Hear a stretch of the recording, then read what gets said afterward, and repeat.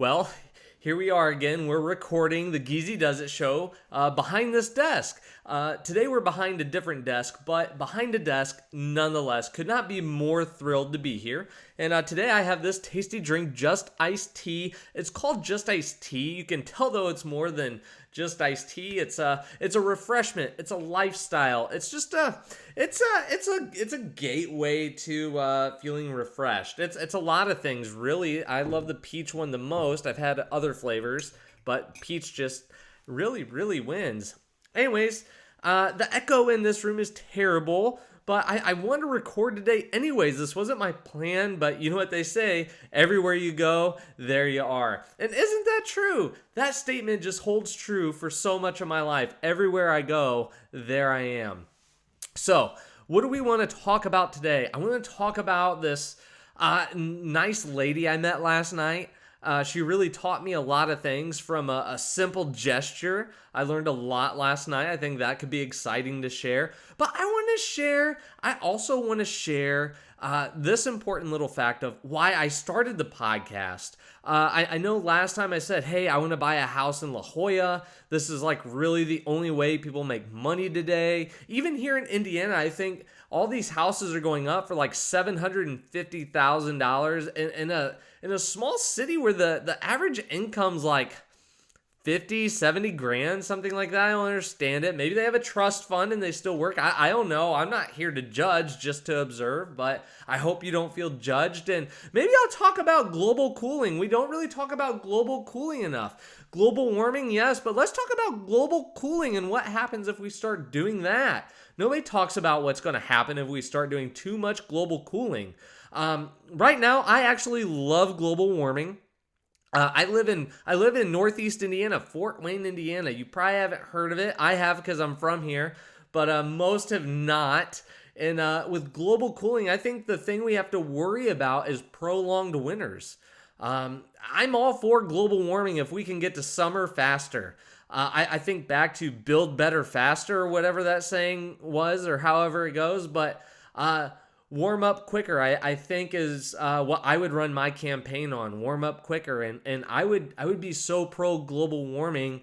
I think we would have one of the most productive countries in the world, all because of my promotion for the environment warming up. I want to warm up. You know, right now it's always so hard. I live in a city in an area and part of the world that we have very gray winters. Gray springs often. Right now it's very gray. I can't stand it. And it's rainy too. And some people say this all the time. April showers bring May flowers. But sometimes I think April showers just bring depression and misery and cabin fever. Why don't we ever talk about April showers bringing that? It's always about the May flowers. It's always about the May flowers. And to be honest, I feel like I don't even really see the flowers until June anyway. So what does April showers have to do with it? Also, it's kind of an insensitive statement. Like, would you tell somebody who lives in an area with tsunamis, like, oh, April showers bring May flowers? You wouldn't. You would be the biggest jerk at the party if you did that.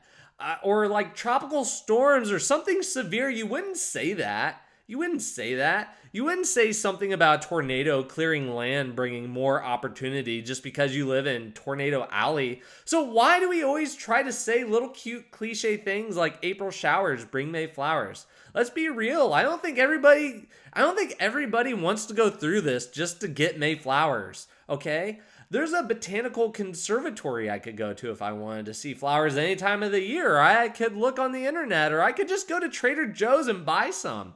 Huh? You date somebody, you buy them flowers. Anyways, I think that's enough of that. I think we should really be more considerate and sensitive about talking about April showers and what really goes on in April and how that might be impacting people. I hope we can do that. I hope that we can really start to think about others and what we say and how that affects them. It's not just a sticks and stones situation, okay? It's not. Some people don't like gray skies all the time, and it's not always the easiest thing. It's not.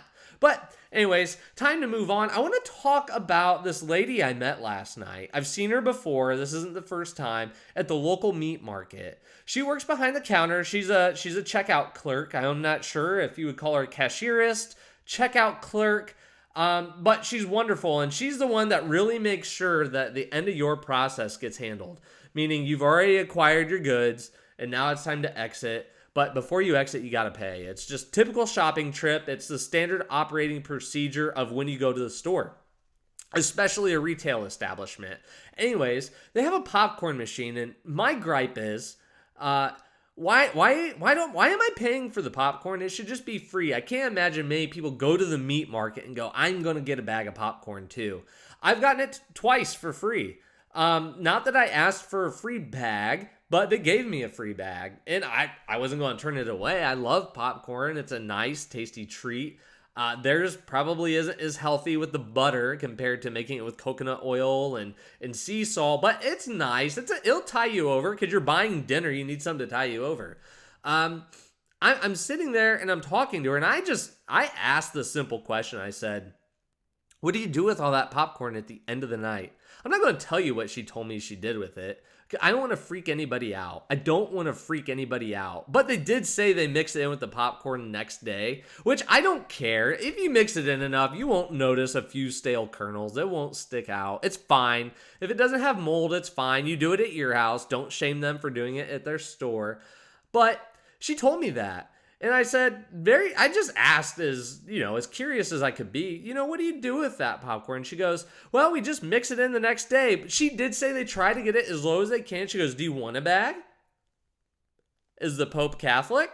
Some might say yes, some might say no. I'm going with yes for this example. But she asked me if I want a bag, and I said, yeah, absolutely.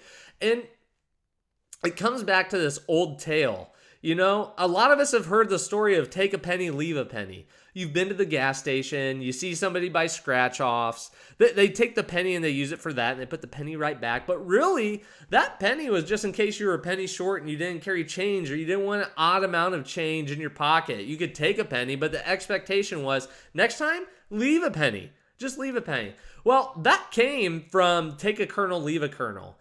A long time ago, it was very much more so an agriculture society. It very much was more of an agriculture society than it is today. Today, everybody wants fake meat and weird, other weird things in their food. I don't, but we're not agricultural the way we were. Now, go back many moons. It was an agricultural society, and you've heard the story.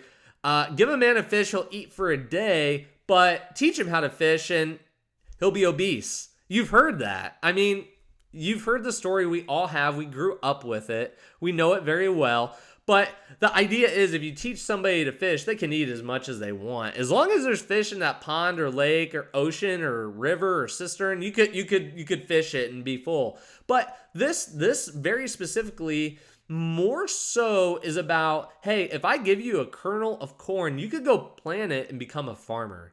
You could be a farmer and change your family's trajectory by feeding families all across the globe. So you won't go hungry. A lot of other families won't go hungry. It took care of a need, a very real need. But that's where take a penny, leave a penny came from, because you could take a kernel and leave a kernel. You weren't going to go home and make one kernel of popcorn, but she gave me a bag of popcorn. And so I can't really do anything with that besides make compost with it. And that compost could probably turn into something. But there was a lot to learn in her simple act of kindness of giving me just a bag of popcorn. Just one bag of popcorn can be transformative. And so I want you guys to remember that. If somebody's curious, how can you help them solve a need? I think that's really what it was about. The curiosity would have never killed the cat if that cat's need was met. My need was met. Now, I'm not a cat. So it's just an old saying also, but how different would that cat's life would have, the saying is, how different would that cat's life have looked if its curiosity was cured? Last night, I didn't go hungry because my curiosity was cured. So just think about that next time you're with friends and family and strangers. You have them all over your house. How can you help them solve their hunger? How can you help them with their curiosity? You just totally change the trajectory of somebody's life.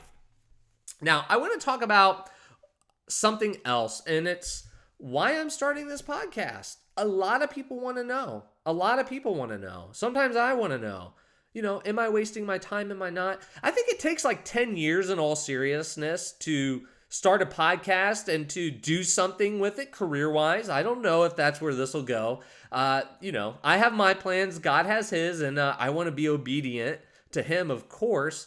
But I think it's fun. Some of you don't know this, but I was very impassioned in high school with the whole media thing and making videos and maybe having a talk show someday. And, I went to college my first semester as a telecommunication major at the old Ball State. And that was my plan. Actually, I had a radio show in college. This rapper out of Atlanta, I won't name names. I'm not out here chasing clout, but this rapper out of Atlanta invited me to come be a part of something, and then somebody, a part of his something, invited me to be a part of this radio show, and we did it for a while. It was fun. We had plans, and it canceled, and I was mad. It was going somewhere, it felt like, and it canceled. I got mad, but I got over it. You can stay mad, you can stay wondering, but at the end of the day, the saying, it is what it is, kind of stands true. And you just understand God's got better plans than you do, okay? Sometimes your plans suck. In fact, if they're not God, your plans just suck, and that's okay. They seem good on the surface, but they suck. It's just everything he has is so much better, I'm learning. And that show canceled. And so I just went to school for finance. That was like the next closest thing I could do from hosting a radio show or TV show, go to school for finance. It was like the next just most logical step. And so I did that, and I did nothing with it. I actually did nothing with it. And so that's okay. That's fine. I had quite the journey I'll share later at a later date, different episode, same me, hello. But that's I kind of just impassioned about it. I see everybody starting podcasts. I think it's fun. I want to see if it goes somewhere. I enjoy doing it. It's like a hobby. People ask me what hobbies do I have, and I say hanging out, laughing, drinking coffee, and I just don't feel like those are hobbies. So this is my new hobby. I'm going to make this a hobby. Like, subscribe. Either one's fine. Either one is okay, but I have a lot of things happen in life, and I want to tell stories. I want to tell stories and engage people, and just with the YouTube, and the Instagram, all those mediums, if you will, there's just so many different ways to do this. And so I like telling stories. I want to have a podcast, and I want to tell stories, and maybe it'll turn into a brand. Maybe it'll turn into a career. I don't know, but it's time to enjoy the journey and have fun. It's time to have fun. Now, that's like kind of the 38,000 foot view, if you will. But the last thing I want to talk about is, I'm not going to talk about it, actually. I don't need to say any more about global cooling.